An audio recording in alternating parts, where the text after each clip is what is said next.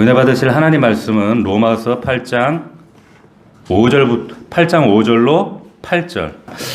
오늘 말씀의 제목은 육신의 생각, 영의 생각, 육신의 생각, 영의 생각, 이와 같은 제목으로 하나님 말씀 은혜를 나누도록 하겠습니다.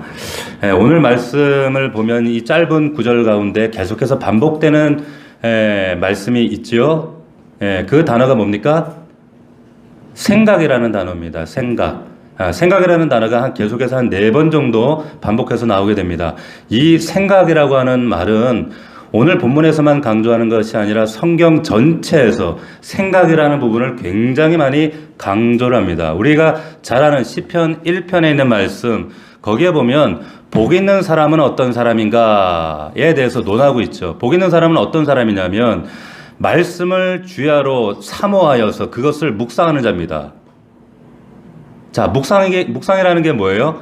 하나님의 말씀, 여호와의 말씀을 그것을 생각의 거리로 삼아서, 생각의 소재로 삼아서 그것을 깊이 있게 반복적으로 생각하는 것, 그게 묵상이다. 이런 사람이 복 있는 사람이다라고 하는 겁니다. 또 잠언 4장에 보면 무릇 지킬 만한 것보다 뭐 지키라? 뭘 지키라고요? 마음을 지키라. 네 마음, 생각을 지켜라. 신약으로 놓으면 골로새서에도 보면 이런 말씀이 있어요. 위의 것을 생각하고 땅의 것을 생각하지 말라. 자, 생각에 대한 이야기가 아주 그만큼 중요하다는 거죠. 성경에서 일관적으로 말씀하고 있는 내용입니다. 자, 이 생각이 이렇게 중요하고 성경이 왜 이렇게 강조하는가? 5절에 나와 있어요. 본문 8장 5절을 보시면 육신을 따르는 자는 육신의 일을, 영을 따르는 자는 영의 일을 생각한다는 거예요.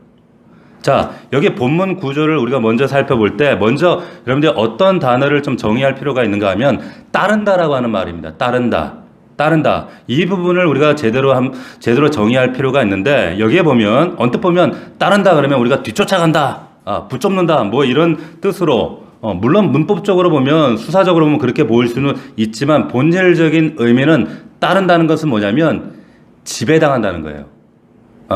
그러니까 영어에 보면 under the flesh 이렇게 되어 있어요. 그러니까 육체 아래에 있어서 육체의 지배를 받는다.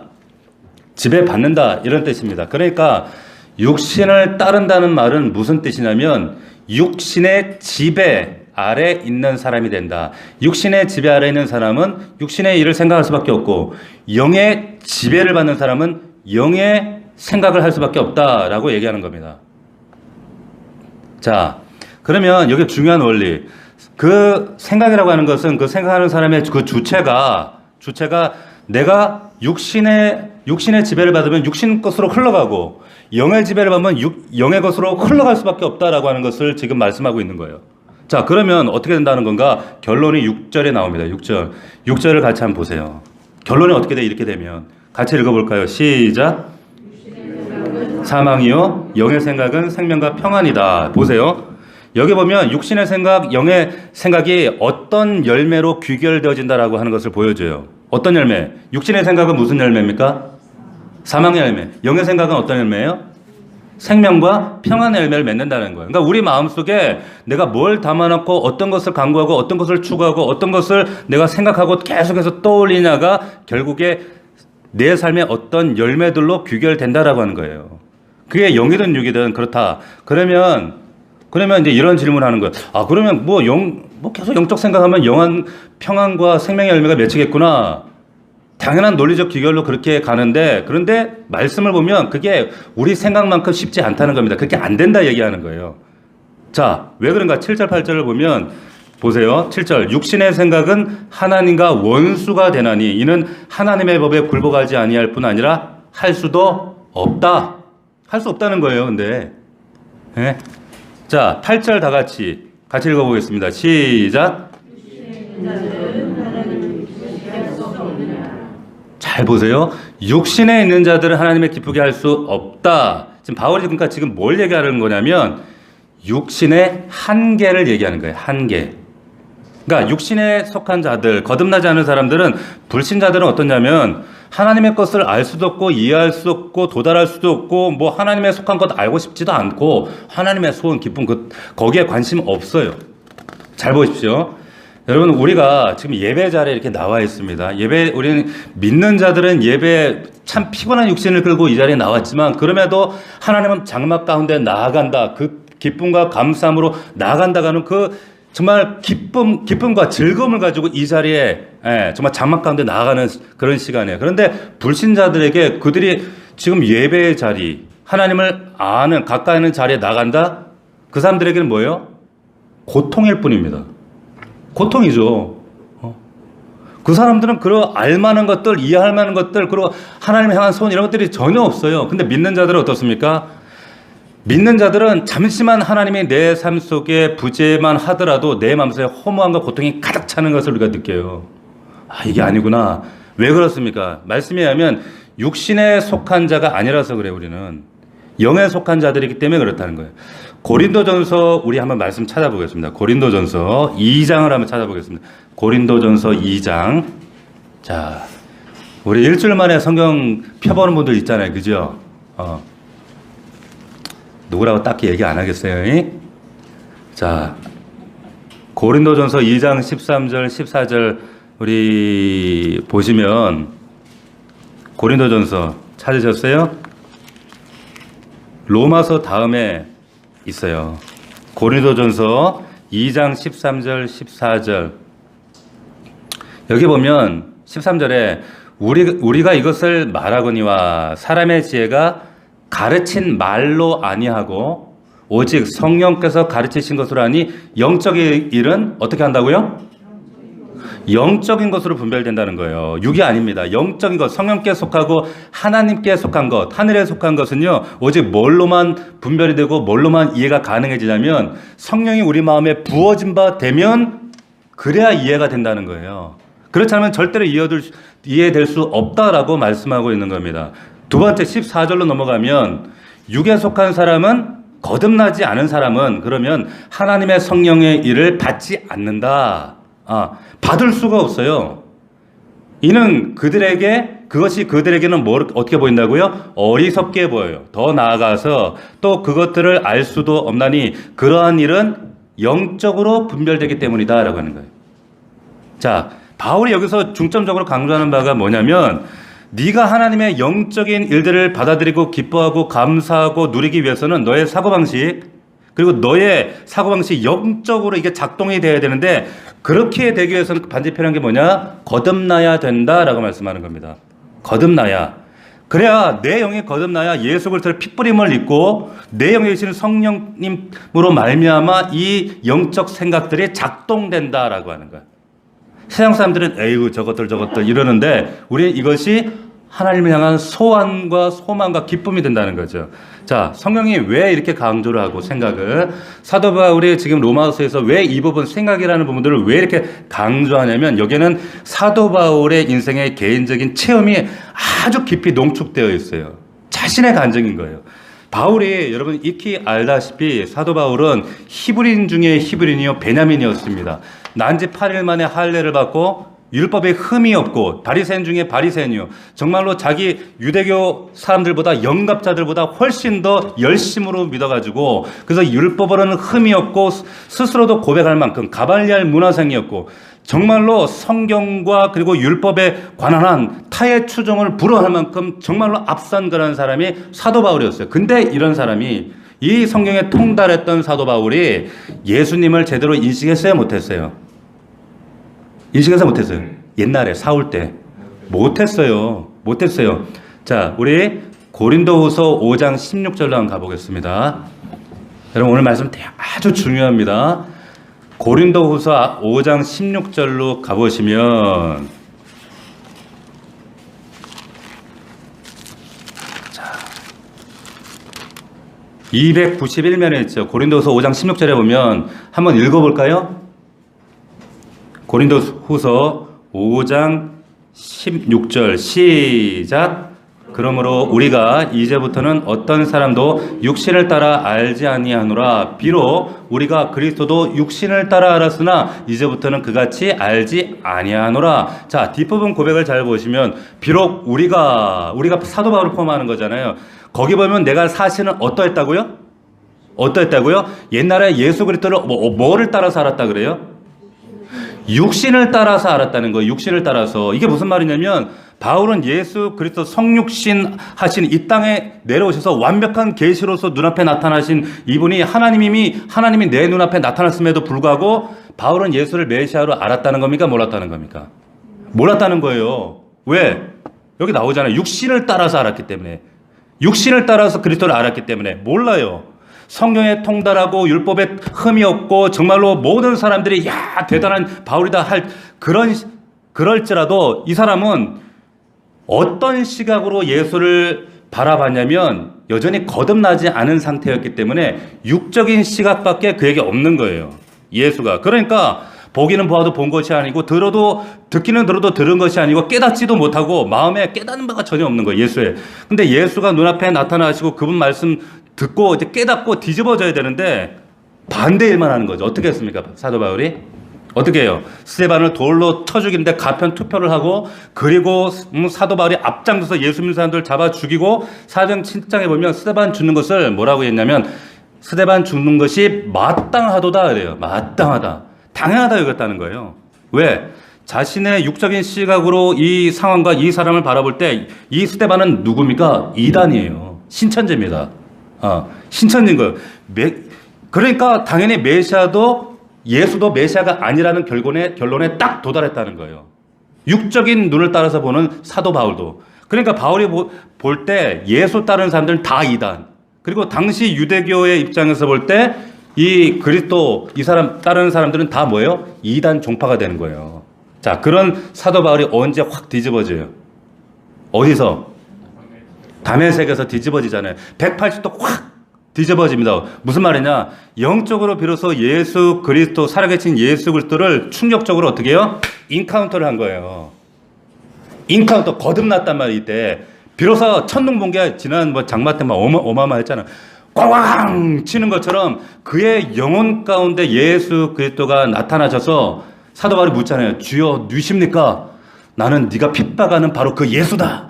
그때 그 사도 바울이 뒤집어지면서 비로소 자기 눈으로 신성을 목도하게 되고 살아계신 예수가 이분이 하나님이구나 영으로서 그것을 발견할 때 그 충격 가운데서 어떻게 해요?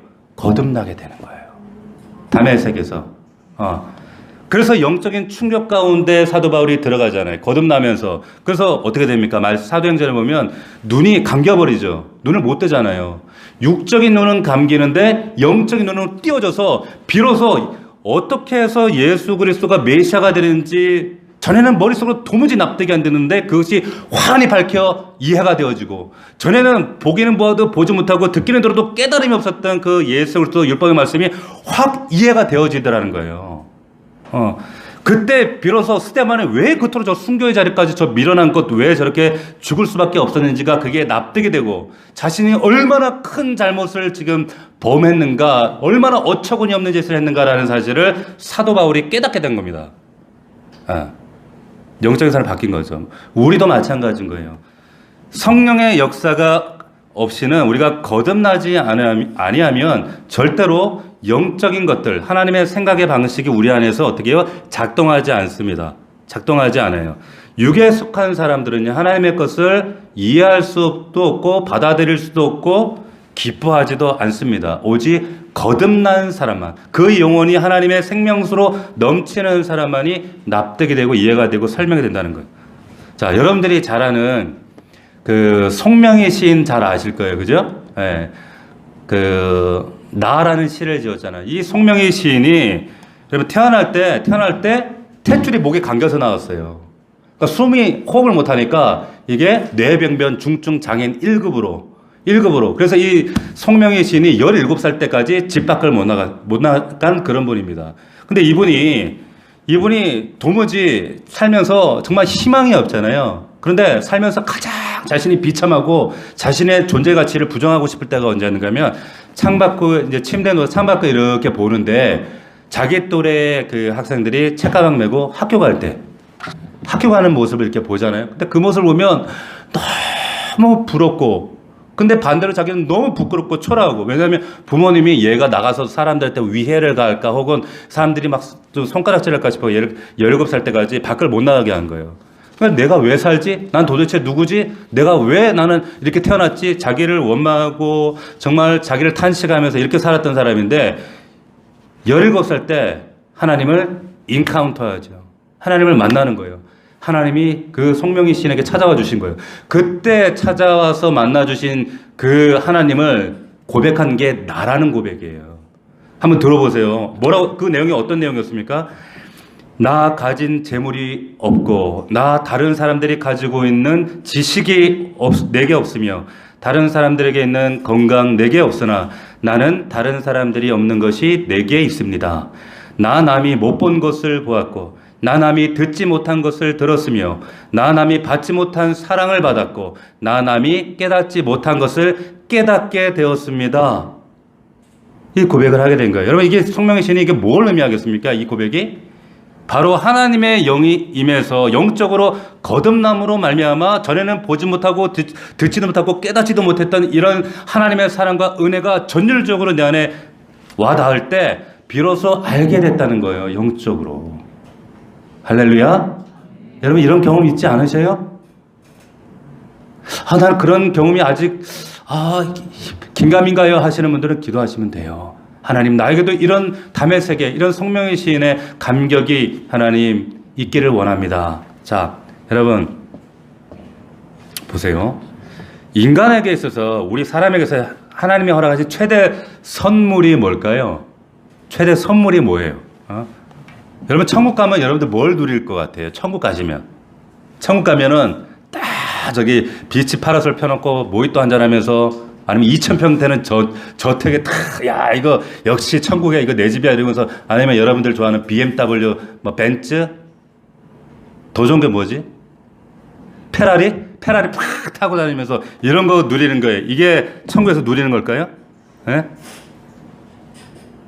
여러분, 천국 가시면 여러분들이 누리는 그 천국의 기쁨과 즐거움의 근원이 뭔 줄 아세요? 여러분, 천국 가면 다른 게 필요 없어요. 천국 가면 오직 우리 찬양에도 있는 것처럼 구속한 주만 보이도다. 구속한 주만 보여요. 그때는 하나님과 나 사이에 감춰진 게 없습니다. 하나님과 나 사이에 장막이 가려진 게 없어요. 오직 뭐만 보여요? 세상 어떤 내가 자랑하고 붙잡고 싶었던 게 보이는 것이 아니라 구속한 주만 보이도다. 주만 보이는 거예요. 그분만 바라볼 수 있으면 되고, 그분만 내게 전부가 되는 거예요. 그게 천국입니다. 그래서 천국인 거예요. 그것을 이 땅 가운데 당겨서, 이 땅으로 끌어당겨서 살아가는 사람들이 누굽니까? 그리스도인들이에요. 바로 저와 여러분들란 말이에요. 그러면 그것을 볼 수 있는 이 여러분들에게는 지금 열렸어요, 안 열렸어요? 열렸어요. 열렸단 말이에요. 우리에게 열렸어요. 그런데 우리가 알지 못해, 이걸. 알지 못하고 이 기쁨, 즐거움이 얼마나 값진 것인지를 내가 깨닫지 못하기 때문에 자꾸 여러분들이 어떤 것을 하나님께 요구하냐면 땅의 것을 요구하는 거예요. 땅의 것. 이 땅의 것. 땅의 것을 구해서 예수의 이름으로 이 땅의 것을, 이것을 접붙이면서 이거 누리면 더 이 기쁨이 좀 배가 될 텐데, 이런 생각들을 하는 거죠. 참말의 말씀. 네. 여러분들이 냉정하게 한번 생각해 보셔야 돼요. 정말 나는 오직 예수 한 분만으로만 만족합니다. 이 고백이 여러분 마음 가운데 정말 진실한 고백이 되지 않으면 뭔가 지금 어긋나 있다는 겁니다. 어긋나 있다는 거예요.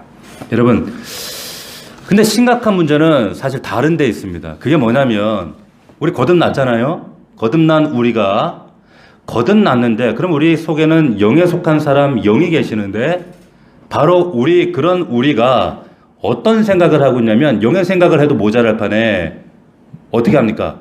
육적인 생각에 몰두하고 있는 거예요. 육적인 생각에. 보세요. 이게 우리의 가장 심각한 문제라고 하는 겁니다. 거듭났어요. 영의 지배를 받습니다. 근데 우리는 어떻게 합니까? 육적인 것에 창념하고 거기에 몰두하고 있어요. 여기 예외 있습니까? 여기 앉아 계신 분들 중에 예외 있습니까? 보세요. 왜 우리가 거듭났음에도 불구하고, 이 영의 지배를 받음에도 불구하고 우리는 왜 세상 사람들과 다를 바 없이 영적인 것에 창념하지 못하고 육적인 것에 몰두하게 될까? 성경이 경고했죠. 육적인 생각은 어떤 열매 맺는다? 사망의 열매 맺는다고 하잖아요. 13절 보시면 다 같이 13절 다시 로마서 8장 13절 다 같이 시작. 다시 시작. 너희가 육신대로 살면 반드시 죽을 것이라되. 육신대로 살면 죽는다니까요. 반드시 죽습니다. 육신적인 생각, 육신 것에 몰두하면 사망에 이르게 된다라고 분명히. 에이 목사님 그건 불신자들 얘기 아니에요? 안 믿는 사람들 얘기 아닙니까? 12절 보세요. 12절에 뭐라고 됐는가? 12절 같이 시작. 그러므로 형제들아 우리가 빚진 자로 육신에게 져서 육신대로 살 것이 아니다. 자 여기 지금 누구에게 말하고 있냐면 형제들아 말하고 있어요. 바울이 형제라고 얘기하는 사람, 이 사람들 누굽니까?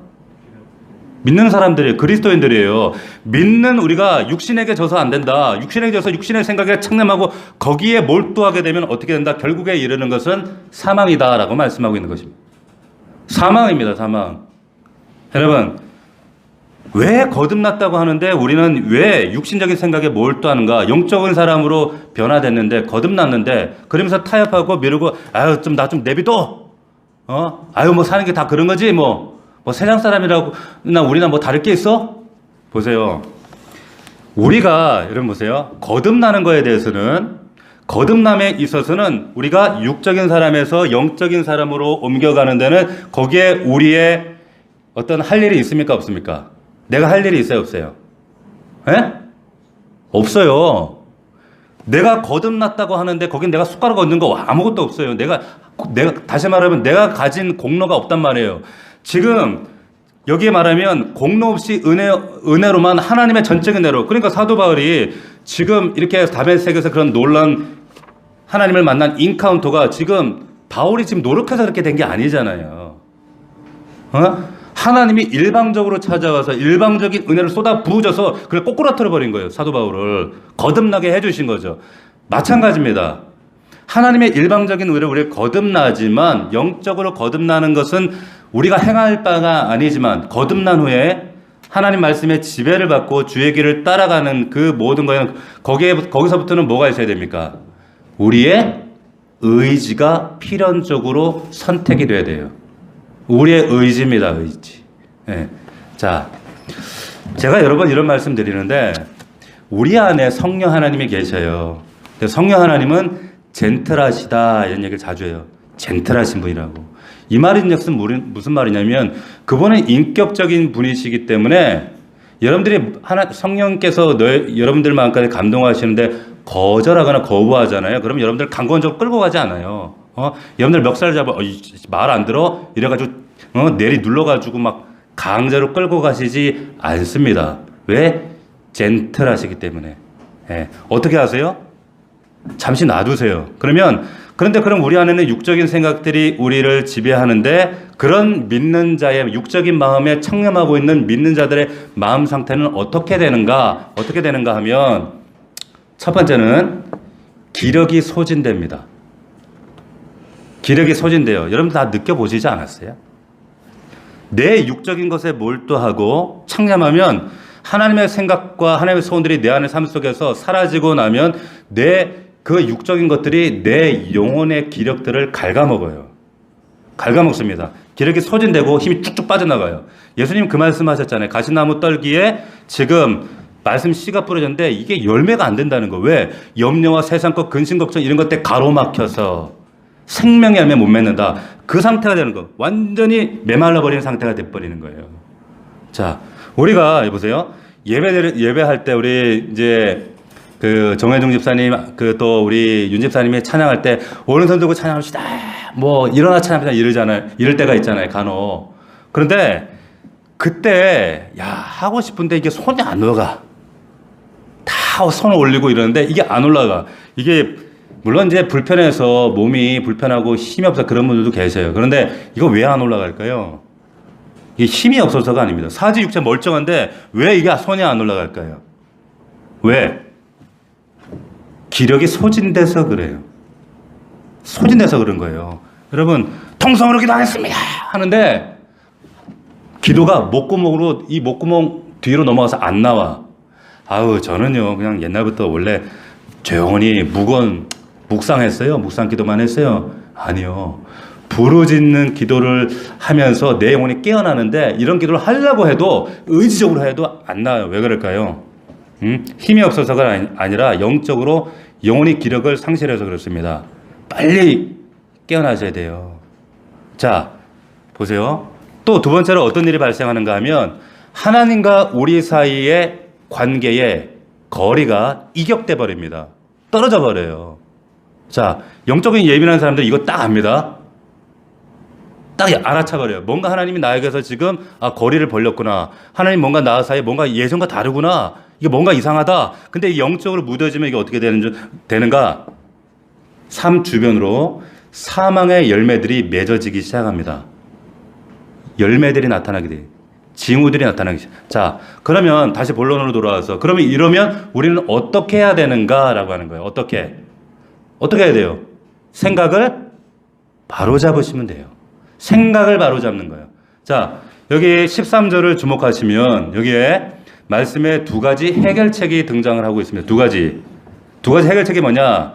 13절 너희가 육신대로 살면 반드시 죽을 것이다. 결과가 나오지요. 왜? 육의 열매는 결국 사망이니까. 자, 그런데 다 같이 뒷부분 읽어보겠습니다. 영으로서 하는 부분. 시작. 영으로서 몸의 행실을 죽이면 산다는 거예요. 잘 들으세요. 영으로서 몸의 행실을 죽이면 살아요. 자, 죽이라는 겁니다. 몸의 행실을 죽이라는 거예요. 이걸 뭐라고 부르냐면 mortification이라고 그래요. mortification. 이건 제가 만든 말이 아니고 제 얘기가 아니라 우리 믿음의 선배들 가운데 존 오웬이라고 하는 선배들, 존 오웬 이런 신학자들이 책에도 나와야 돼요. 죄 죽이기라고 하는 아주 유명한 고전이 있습니다. 거기에 보면 이 부분을 죄 죽이기라고 얘기해요. mortification. 그러니까 죄 죽이기. 그럼 목사님 죄를 죽인다는 게 그게 뭐예요? 그게 도대체 무슨 뜻입니까? 자, 여러분 죄가 우리 삶 가운데 침투해 들어올 때, 유혹이 우리 삶 가운데 들어올 때, 여러분 한번 생각해 보세요.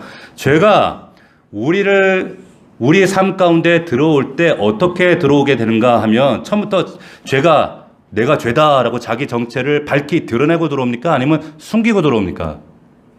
여러분 아실 거예요. 민감한 사람 다 압니다. 숨기고 들어와요. 죄와 싸워보신 분들은 다 압니다. 자, 보세요. 여러분들 집에 벽에 구멍이 생겼네? 구멍이 생겼는데 구멍으로 뱀이 머리를 빼꼼히 내미는 거야. 뱀이 깨진 구멍으로 뱀이 자, 머리가 들어왔는데 머리를 뱀이 들이밀면 결국에 뱀이 집안에 어떻게 돼요? 다 들어온 거나 다름이 없죠. 머리를 들이밀면 다 들어온 거나 맞죠. 머리 들어오면 몸통 들어오고 꼬리까지 다 들어오는 건 다름없는 거예요. 왜냐? 머리가 제일 크니까 머리가 딱 들어오는 순간 꼬리도 그냥 후다닥 자동으로 따라오는 겁니다. 죄도 마찬가지라는 거예요. 죄도 우리 마음과 영혼과 우리 양심을 뚫고 틈으로 그 하나님과 여러분 사이의 이격 사이로 양심을 뚫고 머리를 쭉 들이미는데 는다는 거죠. 근데 그때 영적으로 깨어있는 사람들은 어떻게 하냐면 이걸 딱 알아차리고 잘라버리는데 민감하게 깨어있지 못하면 어떻게 할까요? 죄가 뱀이 머리를 쑥 내밀 때 깨닫지 못하면 오늘 어떻게 할까요? 가볍게 여겨요. 대부분 가볍게 여깁니다. 가볍게 어떻게 여기냐면 여기다가 보면 이제 뱀이 머리 드밀고 몸통 드밀고 꼬리가 한꺼번에 싹 다 들어오는 거예요. 그래서 내 영혼 안에서 활개치는 겁니다. 집안에서 활개치는 거예요. 자, 그래서 여러분 여기에 죽인다는 말 뜻에 여기에는 두 가지 뜻이 있어요. 죄를 죽인다는 뜻은 두 가지 뜻이 내포되어 있는데 첫 번째는 뭐냐면 죄에 대해서 혐오감을 갖는 거예요. 뭐라고요? 혐오감, 적개심을 갖는 겁니다. 제 얘기가 아니라 존 오웬 얘기예요. 혐오감, 적개심. 이거 아주 중요한 얘기입니다. 무슨 뜻이냐면 자, 우리의 넘치는 교회 성도들 뿐만 아니라 한국교회 성도들이 뭘 할 줄 모르냐면 죄를 미워할 줄 몰라요. 죄를 미워할 줄 몰라요. 내가 지금 여러분 보세요. 죄를 내가 미워하고 있을까? 여러분 죄를 미워하고 있습니까? 여러분들이 가만히 한번 생각해 보세요. 우리는요, 죄를 미워하는 것이 아니라 은근히 즐기는 마음이 있어요. 죄를 즐기는 마음이 있어요. 그러니까 히브리서 기자도 바울이 뭐라고 하냐면 너희가 아직 피 흘리기까지는 싸우지 않았다는 거예요. 죄가 사단의 권세의 유혹이 그 틈새로 이격으로 구멍으로 머리를 빼꼼한데 피 흘리기까지 너네가 싸워봤냐? 그러진 않았지 않느냐라고 얘기하는 거예요. 여기에 우리 문제가 있다라고 하는 겁니다. 그러니까 죄를 죽이라고 이렇게 얘기하는 것은 지금 성경이 굉장히 강경한 오조로 얘기하지만 이거 하나님 입장에서 이건 당연한 거예요. 왜? 그 죄를 십자가에 못 박아 버렸잖아요, 예수님이. 네? 자, 그러니까 그럴 때 우리가 해야 될 일이 뭐냐? 죄의 유혹이 다가올 때 구멍으로 이격으로 죄가 머리를 빼꼼 내밀 때 어떻게 돼요? 여러분들이 혐오감을 가지고 정말로 적개심을 가지고 어떻게 해요? 즉각 잘라버려야 돼요. 즉각적으로 내 양심 뚫고 머리를 쏙 내밀 때 즉각 성령 하나님을 의지함으로 즉각 잘라버려야 된다. 자, 그 다음 두 번째 보세요. 14절 봅시다. 14절 같이 읽겠습니다. 시작. 무릇 하나님의 영으로 인도함을 받는 사람은 곧 하나님의 뭐다? 하나님의 아들이라. 이거 굉장히 중요한 말씀. 만약 이것만 성취되면 여러분 율법은 모든 게 다 성취돼 버리는 거예요. 자, 답이 나와요. 두 번째 답이 뭐냐면 앞에 것은 multiplication 뭐예요? 죽이는 거라 그랬어요. 죽이는 거. 근데 여기 뒤에 것은 지금 14절은 뭐냐면 vivification이에요. vivification. 근데 이게 V 발음이 잘 안 돼. 이게 V라 되는데 vivification이에요. 이건 살리기란 말이야. 살리기. 무슨 말이냐? 이 14절 보면 여상한 마음으로 보면 14절 이거 당연한 것처럼 들리잖아요. 이런 말은 나도 하겠네. 이게 대단한 말인가? 영을 따라 살아라. 당연한 거 아니요? 이게 대단한 법칙인가? 그런데 보세요. 이게 하수의 시각으로 보면 우린 고수의 말과 행동이 납득이 안 돼. 아무것처럼 아니게 보인단 말이에요. 그러니까 여러분들이 현대미술관이나 국립박물관 가면 이런 피카소의 작품들이 가끔 내한 전시회를 할 때 피카소 또 칸딘스키 이런 그림 보면 세모 그려놓고 네모내놓고 색 칙칙해놓고 별것도 아닌데 걸작이래. 수백억이래. 예? 그러면 우리는 그런 거 볼 때 딱 이런 말 나오잖아요. 어떤 말이에요? 저건 나도 그리겠네. 나도 하겠네. 이런 생각하잖아요. 근데 왜 이런 이야기가 나올까요? 누구의 시각으로 보기 때문에? 하수의 시각으로 보기 때문에. 고수는 달라요. 고수나 대가는 말과 행동에 있어서 뭔가 정말 심플하고 단순해 보이는데 거기에 심한 깊은 뜻이 있다는 거예요. 바울도 고수입니다. 고수가 지금 여러분들의 권면해 주는 거예요. 어떻게 하라고? 하나님의 영으로 인도함을 받으라는 거예요. 여러분 하나님의 영으로 인도함을 받습니까? 갈라디아서 5장 16절입니다. 내가 이루노니 너희는 성령을 따라 행하라. 그러면 육체 욕심을 이루지 않는다. 같은 맥락이에요. 같은 방향의 말씀을 하고 있는 겁니다. 자, 그러면 목사님 성령을 따라 행하는 게 도대체 뭡니까? 보세요. 뱀인 구멍으로 이격으로 머리를 쑥 내밀 때 즉각적으로 혐오감을 가지고 경계심을 가지고 바로 즉각 잘라야 되는 것처럼 성령께서 여러분들의 마음에 어떤 소원과 마음의 어떤 기대와 그리고 순종하기를 원하는 그런 마음들을 여러분 불어넣어 주시면 어떻게 하라는 거예요? 즉각 순종하라는 거예요. 즉각 반응하라는 거예요. 하나님의 영을 따라서. 그런데 여기 하나님이 내 안에 계시는지 안 계신지도 별로 관심 없고 들어보려고 애쓰지도 않았고 또 어쩌다 한번 들리기는 했는데 무시하고 인격적으로 외면해버리고 그러니까 어떻게 해요? 그래? 젠틀하신 분이 그래 알았어 기다릴게 놔두는 거예요. 여러분 성령이 보세요. 육에 속한 사람은 앞에 인간 스스로 영적인 생각을 생각할 수 있다 없다? 못한다 그랬어요. 그죠? 내 마음에 그럼 영적인 것이 막 일어난다? 소원이 나온다? 그러면 이건 누가 주신 생각입니까? 성령이 주신 거예요. 기도하고 싶다. 지금 기도에 갈증이 난다. 그러면 보세요.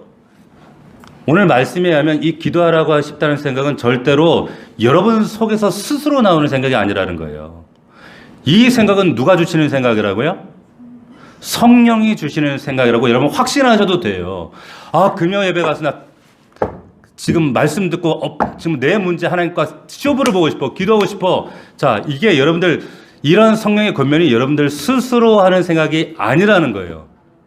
여러분들이 어떻게든지 내가 이 도탈에 빠져서는 안 돼라고는 여러분 안에서 성령께서 여러분들을 강권하시는 소리로 들으셔야 된다는 거예요. 할렐루야. 아시겠어요? 자, 여러분 성령의 음성을 듣는다라고 하는 것은 그냥 뭐 갑자기 해중아 사랑여 이런 거 아니에요. 좀 제발 막 이상한 소리 자꾸 들으려고 하지 마시고, 성령의 음성을 듣는다는 것은 내 육적 상태에서는 절대로 들을 수 없는 하나님의 소원이 하나님의 마음이 내 안에서 막 일어나는 거예요. 느껴지는 거예요.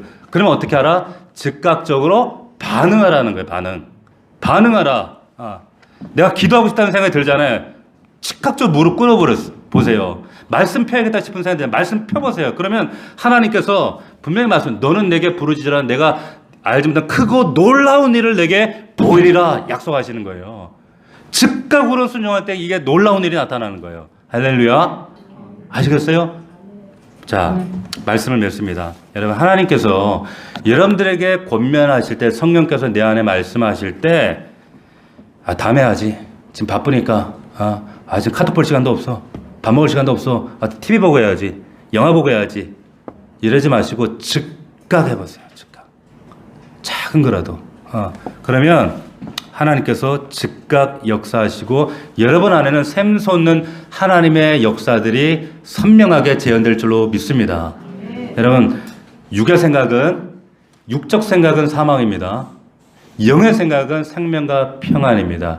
하나님의 영으로 인도함을 받으십시오. 그래야 삽니다. 그래야 여러분들의 가정과 일터와 삶 속에 하나님의 놀라운 은혜가 충만하게 드러나게 될 줄로 믿습니다. 기도합시다. 우리 기도할 때 오늘 말씀을 붙잡고 하나님의 영으로 인도함을 받게 하여 주옵소서. 내 육신의 생각은 사망이라고 했는데 내가 여전히 세상 것에 천착하고 있고 거기에 몰두하고 있습니다. 하나님, 그러면 내 삶의 주변에 결국에 사망의 열매만, 그 사망의 냄새만 드러날 수밖에 없습니다. 생명의 향기보다 죽음의 향기밖에 드러날 수밖에 없습니다. 하나님, 내가 여기에 몰두하게 되면 하나님과 나 사이의 이격만 멀어집니다.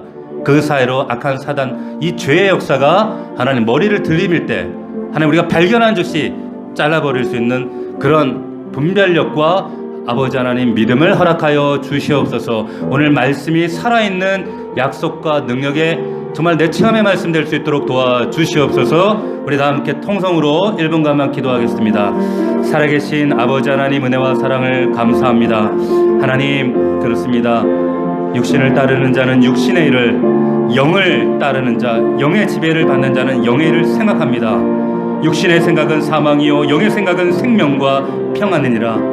육신의 생각은 하나님과 원수가 됩니다. 하나님의 법에 굴복하지도 않고 할 수도 없습니다. 육신에 있는 자들은 하나님을 기쁘시게 할 수 없습니다.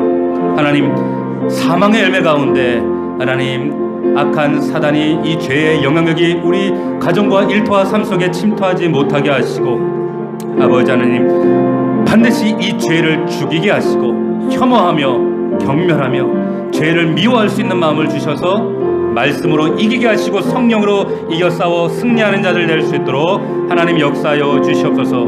육신에 있는 자들이 되지 않게 하옵소서. 하나님의 영으로 인도함을 받게 하옵소서. 하나님의 성령으로 인도함을 받는 우리 넘치는 교회 생도들 되게 하옵소서. 살아계신 아버지 하나님 도와주옵소서. 이 말씀이 우리를 붙드시고 우리 가정을 지키시고 특별히 우리 다음 세대 우리 사랑하는 아들, 딸들, 자녀들이 육신의 생각으로만 아버지 하나님 몰입되지 않게 하시고 하나님의 생각, 하나님의 마음과 하나님 우리 사랑하는 아들, 딸들 육신의 사망의 열매로 망하는 자들이 아니라 정말 생명과 평안으로 아버지 열매 맺는 자들 되어질 수 있도록 아버지 축복하여 주시옵소서. 하나님 도와주시옵소서. 하나님 주장하여 주옵소서. 하나님 감사합니다. 주님 함께하여 주옵소서. 주님 그렇습니다.